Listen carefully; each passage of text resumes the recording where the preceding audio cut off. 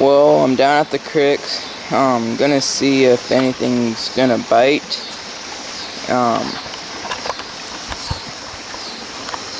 The creek's not too big.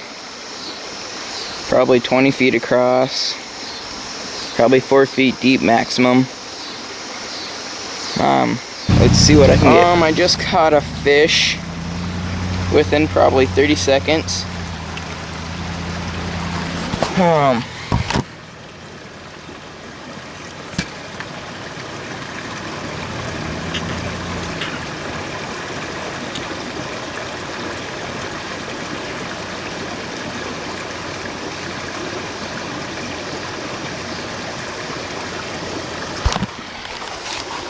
It's probably like 5 or 6 inches at the most.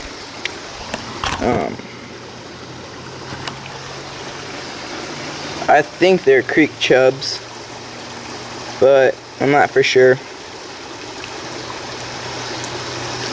Let's put it back and see what else I can get. I just caught another one. Quite bigger.